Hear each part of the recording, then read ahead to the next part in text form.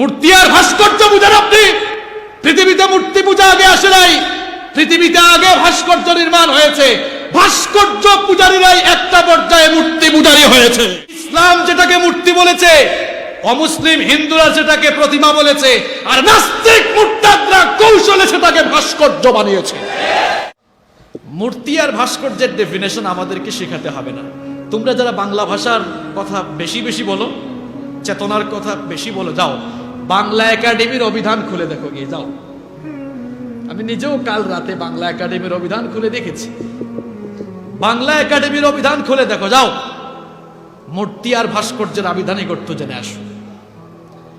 বাংলা একাডেমির অভিধানে লেখা হয়েছে মূর্তি আর ভাস্কর্যের আবিধানিক অর্থ সেম। ভাস্কর্য কি? বাংলা একাডেমির অভিধানে লেখা হয়েছে প্রস্তর, পাথরকে খোদাই করে কোনো আকৃতি বা অবয়ব দেওয়া হলে সেটার নাম হয় ভাস্কর্য। আর মূর্তি হচ্ছে যদি কোনো আকৃতি বা অবয়ব, কোনো স্ট্রাকচার প্রদান করা হয়, সেটার নাম হচ্ছে কি? যদিও হিন্দুরা মূর্তিকে তাদের দেবতা বা প্রতিমা মনে করে। তাহলে অর্থগত দিক দিয়ে মূর্তি এবং ভাস্কর্য দুটাতেই কিন্তু কাঠামো, আকৃতি দেওয়া হয়, একটা প্রতিকৃতি দেওয়া হয়। মূর্তি বলেন আর ভাস্কর্য বলেন, দুটাতেই কিন্তু কি দেওয়া হয়? প্রতিকৃতি দেওয়া হয়। এখন এই কথা মানলেও তারা বলবে যে হুজুর বুঝলাম, কিন্তু মূর্তি তো উপাসনার উদ্দেশ্যে বানানো হয়, আর ভাস্কর্য তো উপাসনার উদ্দেশ্যে নয়। এর একটি ব্যাখ্যা আছে। আপনি তো মূর্খ, ইতিহাস আপনি জানেন না। আপনাকে ইতিহাস জানতে হবে, পৃথিবীতে মূর্তি পূজা আসলো কিভাবে আর ভাস্কর্য আসলো কিভাবে সেটা আপনাকে জানতে হবে। এরপরে মূর্তি আর ভাস্কর্য নিয়ে কথা বলতে হবে। আপনাকে জানতে হবে পৃথিবীতে মূর্তি পূজা আগে শুরু হয়েছে নাকি ভাস্কর্য বানানো আগে শুরু হয়েছে, এটা আগে ক্লিয়ার হতে হবে। সম্মানিত মুসল্লিবৃন্দ, আজকে এই বক্তব্যটি রেকর্ড হচ্ছে, গোটা বাংলাদেশে ছড়িয়ে যাবে। সবাই যেন নিরপেক্ষ মন মগজ নিয়ে শুনে এবং বুঝতে পারে। আল্লাহ যেন সবাইকে তৌফিক দেন।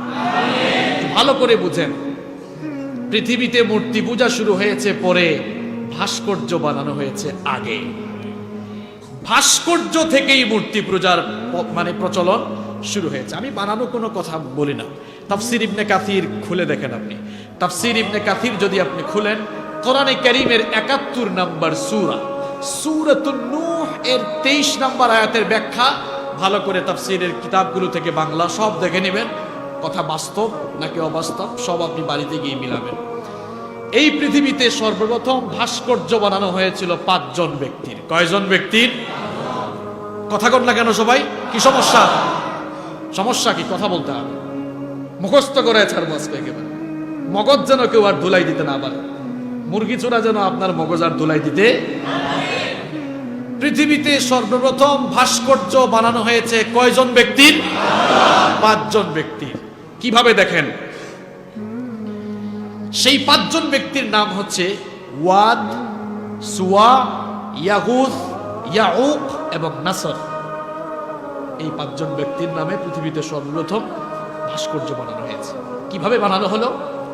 সাইয়েদনা আদম আলাইহিস সালাম তিনি যখন দুনিয়া থেকে বিদায় নিলেন, আস্তে আস্তে পৃথিবীতে ক্ষুধাদ্রোহিতা শুরু হলো।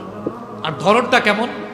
নূহ আলাইহিস সালামকে আল্লাহ তাআলা যে কওমের জন্য নবী বানিয়ে পাঠাবেন, সেই কওমে নূহ আলাইহিস সালামের আগমনের পূর্বে ৫ জন লোক অত্যন্ত নেককার, সালেহ, সৎকর্মশীল বান্দা হিসেবে পরিগণিত ছিলেন।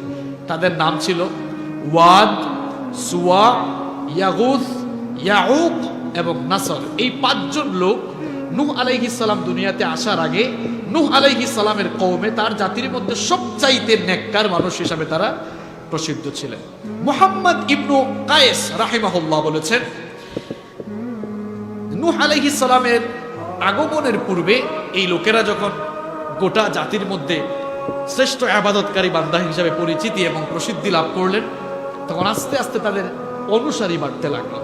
এরা যখন দুনিয়া থেকে চলে গেলেন, এই ৫ জন লোক যখন দুনিয়া থেকে বিদায় নিলেন, তখন শয়তান তার অনুসারীদেরকে ধোঁকায় ফেলার জন্য একটা ফন্দি, একটা ফাঁদ আঁকলো। শয়তান তার অনুসারীদেরকে বুঝালো, কুমন্ত্রণা দিল যে দেখো, তোমাদের এই ৫ জন নেককার লোক দুনিয়া থেকে বিদায় নিয়েছে, এখন এই ৫ জন লোককে তো তোমরা দেখো না, তাদের প্রতি তোমাদের কোনো আবেগ ভালোবাসা কাজ করে না, তাদের প্রতি তোমাদের জন্য আবেগ ভালোবাসা কাজ করে, তাদের স্মৃতি যেন তোমরা ধরে রাখতে পারো, এই জন্য স্মৃতি ধরে রাখার জন্য এই লোকগুলোর প্রতিকৃতি দাঁড় করিয়ে তাদের ভাস্কর্য নির্মাণ করো। উদ্দেশ্য যেন তোমাদের এই থাকে যে এই ভাস্কর্যগুলো, প্রতিকৃতিগুলো দেখলে তাদের কথা তোমাদের মনে আসবে এবং তাদের মতো তোমরাও যেন নেককার মানুষ হতে পারো, এই ফিলিংস যেন অন্তরে আসে। এই জন্য এই 5 জন লোকের কি বানাও? প্রতিকৃতি বানাও, ভাস্কর্য বানাও। বলেন তো ধোঁকাটা পজিটিভ না নেগেটিভ? নেগেটিভ কেন হবে? পজিটিভ তো এটা। সে তো এটা পূজা করার কথা বলছে না। কি আপনার দিল এখানে আর মন মনে হয় বাসায় রেখে এসেছেন না? এরকম বেতাল হয়ে মাতালের মতো আলোচনা শুনলে হবে না। ভালো করে বুঝেন, নইলে ওই যে মুরগি চোরারা ব্রেনকে ওয়াশ করবে। ভালো করে বুঝেন আপনি কোথার থেকে কিভাবে কি আসলো বুঝতে হবে আপনাকে। প্রিয় ভাইয়েরা, শয়তান পজিটিভলি ধোঁকা দিল, এই 5 জন নেককার লোকের প্রতিকৃতি বানাও। এরা তোমাদের চেতনা, এরা তোমাদের ইতিহাস। কারণ এরা তোমাদের মধ্যে ভালো মানুষ ছিল। এদের প্রতিকৃতি দেখলে তাদের প্রতি একটা সম্মান অন্তরে কাজ করবে, তাদের মতো তোমরাও ইবাদত গুজার হওয়ার একটা আবেগ অন্তরে কাজ করবে। তারা বললো ভালোই তো, বুদ্ধি তো খারাপ না। তারা বানালো প্রতিকৃতি, ভাস্কর্য বানালো। দেখেন পৃথিবীর প্রথম 5টি ভাস্কর্য এরাই বানালো। পৃথিবীর প্রথম 5টি ভাস্কর্য নূহ আলাইহিস সালামের উম্মতের এই লোকেরা বানালো। বানানোর পরে ওই যুগের মানুষরা এই ভাস্কর্যগুলোকে পূজা করতো না, উপাসনা করতো না, বরং তারা মাঝে মাঝে এগুলোর সামনে দাঁড়িয়ে থাকতো সম্মান প্রদর্শন এবং তাদের স্মৃতিকে মনে করার জন্য মাঝে মাঝে তারা এগুলোর সামনে দাঁড়াতো। যারা এই ভাস্কর্যগুলো বানালো, এই প্রজন্মের লোকেরা যখন দুনিয়া থেকে চলে গেল, পরবর্তী প্রজন্মের লোকদেরকে এবার শয়তান ধোঁকা দিল। দেখো তোমাদের পূর্ববর্তী যারা এই প্রতিকৃতি বানিয়েছে তারা শুধু এগুলোকে সম্মান করতো না, বরং তারা এগুলোকে তাদের উপাস্য হিসাবে গ্রহণ করেছে। এরাই তাদের দেবতা ছিল।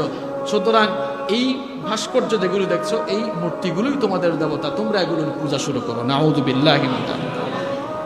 এভাবেই পরবর্তী প্রজন্মের লোকেরা পূর্ববর্তী প্রজন্মের তৈরি করা ভাস্কর্যগুলোকে তারা তাদের নিজস্ব দেবতা হিসাবে তারা গ্রহণ করে নিল। নাউযু বিল্লাহি। আপনি প্রমাণ চান? আসেন প্রমাণ দিই। নূহ আলাইহিস সালাম যখন দুনিয়াতে আসলেন, এই সকল মূর্তি পূজারী লোকদেরকে এবার তিনি আল্লাহর দ্বীনের দাওয়াত দিলেন। তিনি বুঝাতে লাগলেন, তোমাদের নিজের হাতে তৈরি করা এই ভাস্কর্য, এই প্রতিমাগুলোর পূজা বাদ দাও, আর এক আল্লাহর ইবাদত করো। তখন কাফের মুশরিক নেতৃবৃন্দ সাইয়েদনা নূহ আলাইহিস সালামের দাওয়াতের বিরুদ্ধে দাঁড়িয়ে গেল। দাওয়াত প্রত্যাখ্যান করে তারা বলেছিল, তাদের কথা আল্লাহ তাআলা কোরআনে কারীমে তুলে দিয়েছেন। কোরআনে কারীমের ৭১ নম্বর সূরা সূরাতুন নূহের ২৩ নম্বর আয়াতে আল্লাহ পাক সুন্দর করে বললেন, ওয়াকালু লা তাযারুন্না আলিহাতাকুম ওয়া লা তাযারুন্না ওয়াদ্দান ওয়া লা সুওয়া'আন ওয়া লা ইয়াগুস ওয়া ইয়াউক ওয়া নাসরা। কাফের নেতৃবৃন্দ বলল, খবরদার, সাবধান, নূহের দাওয়াত শুনে তোমরা মূর্তিগুলো থেকে মুখ ফিরিয়ে নিও না, বরং তোমরা ওয়াদ, সুওয়া, ইয়াগুস, ইয়াউক এবং নাসরের ইবাদত তোমরা ছেড়ে দিও না। চিন্তা করেছেন আপনি?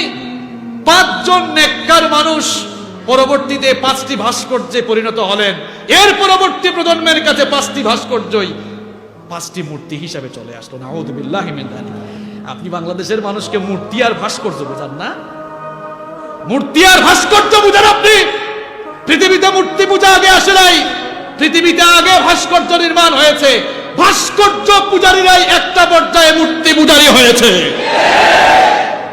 এজন্যই বক্তব্যের শুরুতে বলেছিলাম, ইসলাম যেটাকে মূর্তি বলেছে, অমুসলিম হিন্দুরা সেটাকে প্রতিমা বলেছে, আর নাস্তিক মুরতাদরা কৌশলে সেটাকে ভাস্কর্য বানিয়েছে।